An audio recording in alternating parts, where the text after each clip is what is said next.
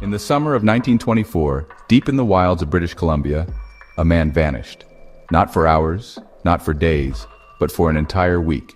When he returned, he claimed something impossible, something no one wanted to believe. He wasn't lost. He wasn't stranded. He was taken. Albert Ostman was a prospector, a rugged outdoorsman who knew the land well. He had set off on a solo expedition near Toba Inlet, searching for gold. But he wasn't alone. From the moment he arrived, he felt watched. At night, he heard rustling in the trees, heavy footsteps, the distinct feeling that someone was circling his camp. He was armed, experienced, and not easily spooked, but there was something about this presence that felt different. On the fourth night, as he lay in his sleeping bag, exhaustion took over. His eyelids grew heavy, and then darkness. When he awoke, something was wrong. He wasn't in his tent. He wasn't even in his camp. He was moving. Still wrapped in his sleeping bag, he felt himself being carried, hauled over rough terrain, rocks scraping against his back, branches snapping as his body brushed past. He tried to move, to scream, but he was trapped. For what felt like hours, he was dragged through the wilderness. Then suddenly he was dropped, the sound of massive feet retreating into the forest. Silence.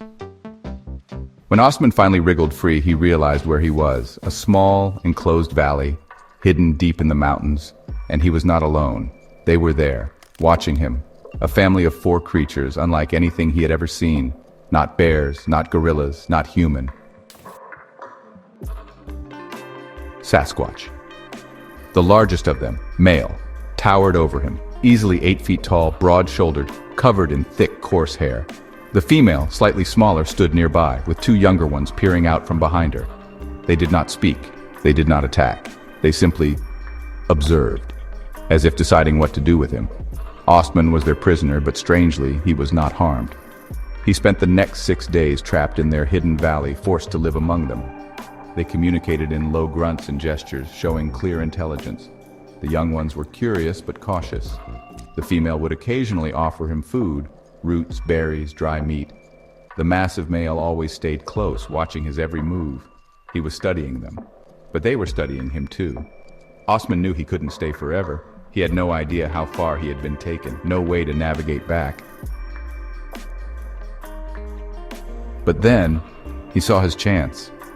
One evening, as the sun dipped behind the trees, he noticed something. The massive male Sasquatch was watching him, but he was also watching something else.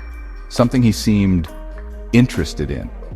Ostman reached into his pack and pulled it out, a small metal tin, tobacco.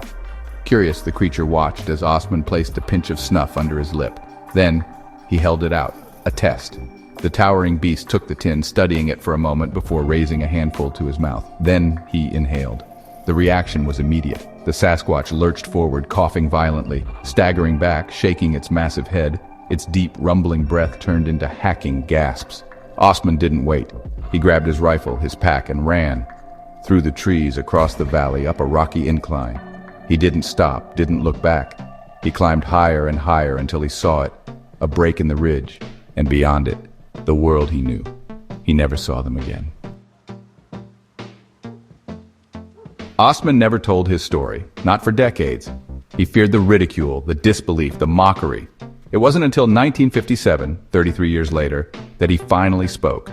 He recounted his tale to a local newspaper, and soon after to researchers and cryptozoologists. He swore his story was true.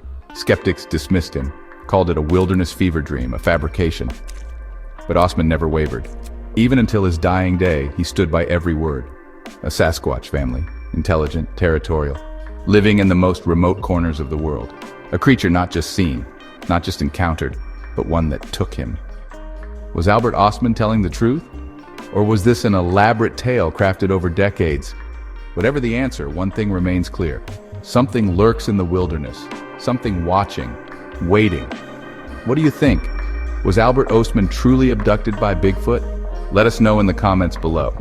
And if you love stories of the unexplained, make sure to like, subscribe, and hit the bell icon so you never miss a new video.